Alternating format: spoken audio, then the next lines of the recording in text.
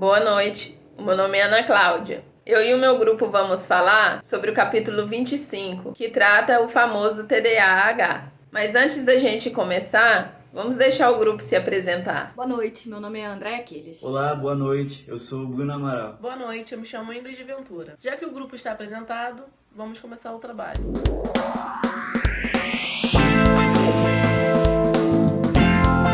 O transtorno de déficit de atenção e hiperatividade, ele é muito conhecido principalmente no meio dos pais. As crianças que são muito agitadas, elas são taxadas de hiperativas, mesmo sem um diagnóstico formal. Para começar, eu quero trazer para vocês um trecho de um podcast chamado Mamilos, que no episódio 106 fala sobre a medicalização e também tem uma informação importante sobre o TDAH.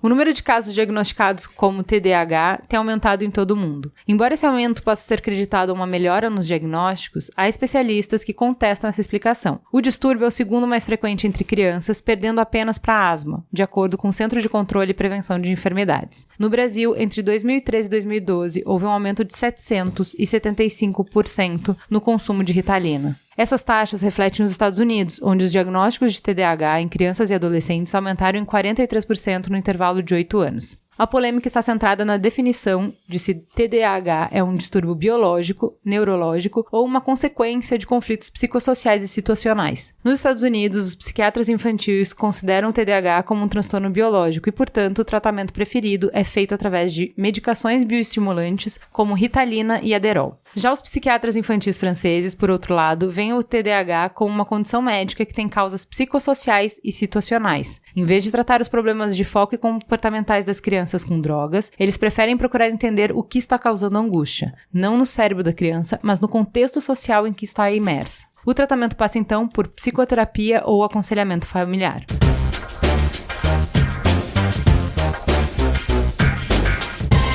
Depois da polêmica lançada pela fala do podcast, vamos ao que a Flávia Wagner e o Luiz Augusto Rude, que são os autores do capítulo 25 que a gente está estudando, falam sobre o assunto. O TDAH é um transtorno que tem como características sintomas de desatenção, hiperatividade e impulsividade em grau incompatível com o nível de desenvolvimento da pessoa. Isso faz com que o comportamento do sujeito tenha impacto no seu funcionamento social, acadêmico ou profissional. Falando assim, parece bem claro e bem fácil de fazer o diagnóstico. Mas a questão é que a desatenção, a hiperatividade e a impulsividade são características presentes na vida de qualquer pessoa. E normalmente essas características variam de acordo com o desenvolvimento da pessoa, com fatores ambientais e culturais que a pessoa vive, e com características da personalidade desse sujeito. Além disso, diagnósticos clínicos, psiquiátricos ou não, também podem interferir nessa tríade formada pela desatenção, hiperatividade e impulsividade. Levando isso em consideração, a gente pode ver que o diagnóstico de TDAH não é simples. Pelo contrário, ele é muito complexo e exige muito treinamento e experiência do profissional de saúde. Então, vamos falar um pouco sobre como funciona o diagnóstico de TDAH. O diagnóstico de TDAH é essencialmente clínico e até o presente momento não existem escalas comportamentais, testes psicológicos ou exames clínicos que possam detectar esse transtorno. O diagnóstico clínico é baseado nos critérios operacionais definidos de acordo com os sistemas classificatórios, como o Manual Diagnóstico e Estatístico de Transtornos Mentais, o DSM-5, ou a Classificação Internacional de Doenças, o CID-10. Sendo assim, gostaria de dar ênfase aos critérios diagnósticos para o transtorno de déficit de atenção e hiperatividade, segundo o DSM-5. Na desatenção, 6 ou mais dos seguintes sintomas persistem por pelo menos 6 meses. O primeiro deles é: frequentemente não presta atenção em detalhes ou comete erros ou descuido em tarefas escolares, no trabalho ou durante outras atividades. Segundo, frequentemente tem dificuldade em manter a atenção em tarefas ou atividades lúcidas. Terceiro, frequentemente parece não escutar quando alguém lhe dirige a palavra diretamente. Quarto, frequentemente não segue instruções até o fim e não consegue terminar trabalhos escolares, tarefas ou deveres no local de trabalho. Quinto, frequentemente tem dificuldade para organizar tarefas e atividades. Sexto, frequentemente evita, não gosta ou reluta em se envolver em tarefas que exigem um esforço mental prolongado. 7º, frequentemente pede coisas necessárias para tarefas ou atividades. 8º, com frequência é distraído por estímulos externos. E o 9º, com frequência é esquecido em relação às atividades cotidianas. Agora, para a hiperatividade e impulsividade, 6 ou mais dos seguintes sintomas persistem por pelo menos 6 meses. O primeiro deles é: frequentemente remexe ou batuca as mãos ou os pés ou se contorce na cadeira. Segundo, frequentemente levanta da cadeira em situações em que se espera que ele permaneça sentado. Terceiro, frequentemente corre ou sobe nas coisas em situação em que isso é inapropriado. Quarto, com frequência é incapaz de brincar ou se envolver em atividades de lazer calmamente. Quinto, com frequência não para, agindo como se estivesse com o motor sempre ligado. Sexto, frequentemente fala demais. Sétimo, frequentemente deixa escapar uma resposta antes que a pergunta tenha sido concluída. Oitavo, frequentemente tem dificuldade para esperar a sua vez. Nono, frequentemente ele interrompe ou se intromete. 10º, vários sintomas de desatenção ou hiperatividade, impulsividade, estavam presentes antes dos 12 anos de idade. 11º, vários sintomas de desatenção ou hiperatividade e impulsividade estão presentes em 2 ou mais ambientes. 12º, há evidências claras que os sintomas interferem no funcionamento social, acadêmico ou profissional e que reduzem a sua capacidade. E por último, 13º, os sintomas não ocorrem exclusivamente durante o curso de esquizofrenia ou outro transtorno psicótico. Não são mais bem explicados por outro transtorno mental. Então, todos os critérios e os sintomas que o Bruno acabou de citar, eles precisam ser avaliados com a sua duração e a gravidade. E essa avaliação é feita através pela entrevista clínica, que dependendo da idade do paciente, nós podemos fazer a entrevista como responsável ou com o próprio paciente e as pessoas que convivem com ele. Em geral, as crianças mais novas, elas podem minimizar os sintomas ou elas simplesmente podem não perceber os sintomas. E por isso que o contato é tão importante. Devemos observar também as alterações na criança, como no afeto, no desenvolvimento, na linguagem, nas brincadeiras que são escolhidas também. É muito importante que o clínico ele possa investigar os sintomas que ocorrem em situações específicas e qual a gravidade de cada sintoma. Também cabe solicitar aos pais sobre o desenvolvimento cognitivo e emocional da criança. Já na avaliação com os adultos, é importante a obtenção de informações com pessoas que têm mais convivência com o paciente, porque os adultos também têm uma tendência de minimizar os sintomas. E a história clínica do paciente também é importante para a gente poder determinar se os sintomas que são relacionados a ele não são ocorridos de algum evento, como por exemplo a perda de um emprego, a perda de um parente. Também é usado mais de forma para auxiliar são as escalas de avaliações comportamentais, que no Brasil elas já estão disponíveis gratuitamente e já traduzidas para o português brasileiro. Alguns transtornos psiquiátricos também são caracterizados pela presença de sintomas de desatenção, hiperatividade, impulsividade, dificultando assim o sintoma preciso. Nesses casos é necessário fazer um diagnóstico diferencial.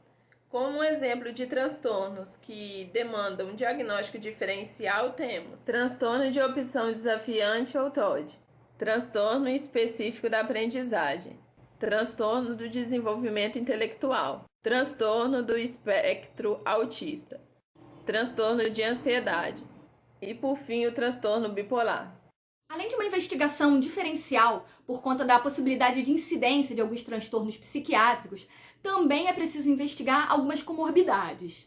Na infância, as comorbidades mais comuns são o transtorno de oposição desafiante, que aparece em cerca de 60% das crianças com TDAH, o transtorno da conduta, que afeta em torno de 15%, os transtornos do humor, que podem ser unipolares ou bipolares e afetam em torno de 25% das crianças com TDAH, a ansiedade, que afeta cerca de 30%, e as dificuldades de aprendizagem, que afetam em torno de 25% das crianças diagnosticadas com a doença. Já nos adultos, além dos transtornos de humor e os transtornos de ansiedade, também se destacam a dependência de álcool e outras drogas E o transtorno de personalidade antissocial. Outra investigação que precisa ser feita é a investigação da história clínica do paciente. Fatores pré- e perinatais que são considerados de risco para TDAH, especialmente a exposição ao álcool e o cigarro durante a gestação e o baixo peso ao nascer. A avaliação do desenvolvimento do paciente nos primeiros anos de vida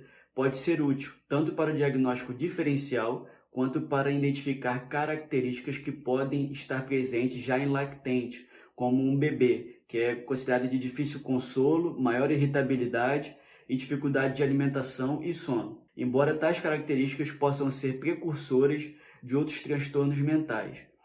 O histórico médico também deve ser questionado, pois sintomas de TDAH, especialmente desatenção, podem estar presentes em algumas condições, como deficiências auditivas e visuais, alguns traumatismos e algum tipo de intoxicação. Apenas quando houver fortes evidências de alguma outra condição médica, exames de imagens e laboratoriais devem ser solicitados. A investigação da presença de psicopatologia na família é essencial. Estudos indicam que o risco de TDAH é de 2 a 8 vezes maior em pais e irmãos de indivíduos com transtorno. Também devemos investigar a organização familiar, pois ambientes desorganizados e inconsistentes tendem a exacerbar os sintomas de pacientes com TDAH. Levando em conta essa quantidade de investigação que precisa ser feita para a gente chegar num diagnóstico de TDAH, a gente lembra logo daqueles testes psicológicos.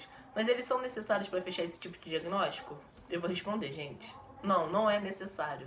Apesar deles não serem obrigatórios, eles são sim recomendados, mas quando existe uma suspeita de limitação cognitiva, um transtorno de desenvolvimento intelectual ou um transtorno específico de aprendizagem. É interessante usar esses testes quando é preciso ter um entendimento maior do funcionamento neurocognitivo do paciente.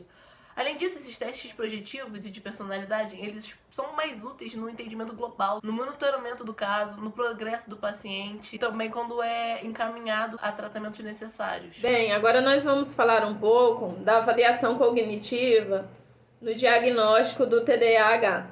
Pesquisas recentes, elas têm demonstrado que um paciente com TDAH, ele pode apresentar vários déficits. Esses déficits podem ser da área motora, que é da parte cognitiva e sensorial, e também esses déficits eles podem ser da parte motivacional, do comportamento, a resposta, o intervalo de tempo que o indivíduo costuma ter para poder apresentar uma reação em um determinado acontecimento.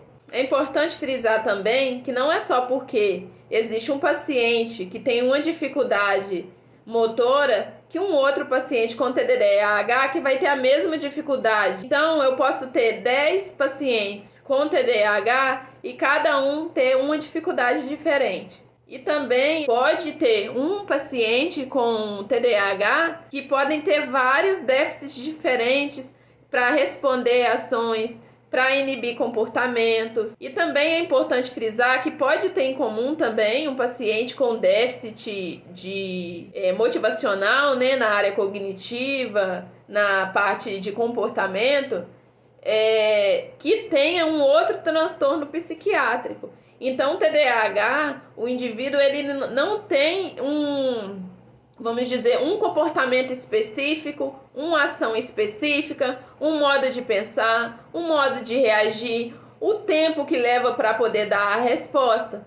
Aí, devido a essas peculiaridades, essas dificuldades que cada paciente pode apresentar, é impossível a gente ter um teste que avalie todas essas características de uma só pessoa. É difícil a aplicabilidade desses testes devido a essa diferença de padrão de comportamento, padrão de resposta, padrão para pensamento, o tempo que ele vai gastar para se movimentar, o tempo que ele vai demorar para poder pensar, raciocinar, entender, responder. Então, os testes que a gente tem comuns, né, para esse uso é o SRT, que ele mede o tempo, né, de inibição que um determinado indivíduo que tem TDAH vai demorar para poder dar a resposta, vai demorar para poder inibir ao ouvir um determinado som.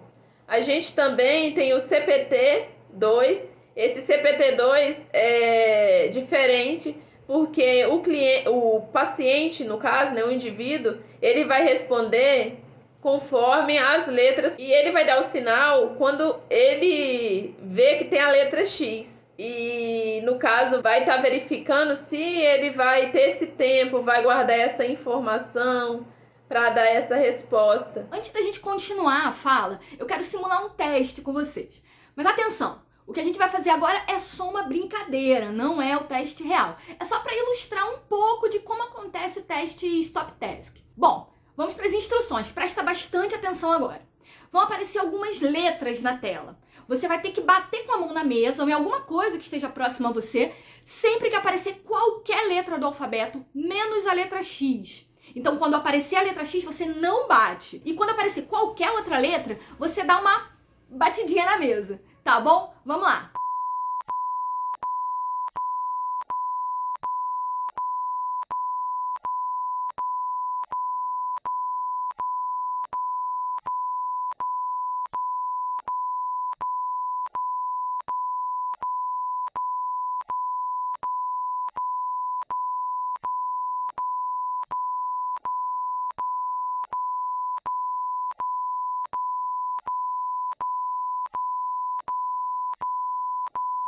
E aí, bateu na mesa quando o X apareceu?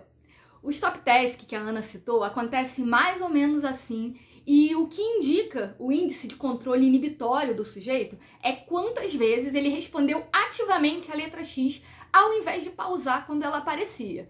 Isso significa que se você bateu aí várias vezes quando o X apareceu, tá desinibido, hein? Seu controle inibitório tá meio zoado. Brincadeira. Esse teste que a gente fez não tem nada de teste, na verdade é só uma brincadeira mesmo para ilustrar, mas espero que vocês tenham gostado aí da dinâmica. Esse trecho sobre a avaliação cognitiva do capítulo 25 do livro de psicodiagnóstico que a gente está estudando, ele é bastante técnico e tem muitas citações e nomes de testes que, como a gente não conhece, só iam confundir se eu trouxesse aqui no vídeo. Então fica uma dica. Se você tem interesse em testes psicológicos, eu recomendo muito que você dê uma olhada no trecho sobre avaliação cognitiva. Tem muitas informações super interessantes e eu aposto que você vai gostar muito. Vencida a avaliação cognitiva, vou falar rapidamente sobre a avaliação da personalidade. Não existe uma recomendação para utilizar testes de personalidade ou testes projetivos para chegarmos a um diagnóstico de TDAH, mas usar esses testes podem ser interessantes para um melhor entendimento do caso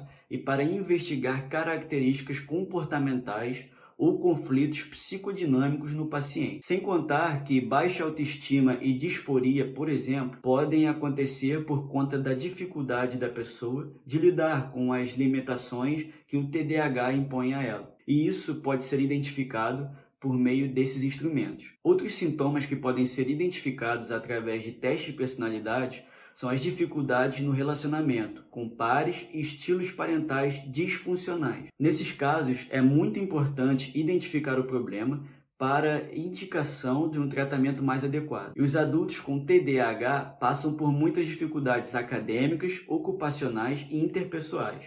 E isso faz com que eles possuam sentimentos de incompetência, baixa autoestima e um autoconceito negativo. E o temperamento dos pacientes adultos costuma promover scores altos nos fatores busca por novidade e esquiva de danos. Isso é refletido em uma tendência a comportamentos impulsivos, de quebra de regras, ansiedade e medo. Em resumo, adultos com TDAH geralmente são menos persistentes em situação de fadiga e frustração, e menos sociáveis e sensíveis a pistas sociais. Então, gente, para fechar e resumir, a gente pode dizer que um perfil de um paciente com TDAH é bastante heterogêneo, tanto na apresentação de sintomas, tanto no perfil neuropsicológico. O diagnóstico clínico tem que ser o principal foco. A avaliação tem que ser muito criteriosa também. Os testes são mais como formas complementares, principalmente se surgir alguma dúvida na capacidade cognitiva geral do paciente. Então é isso, gente. Obrigada por terem ouvido a gente até aqui e boa noite.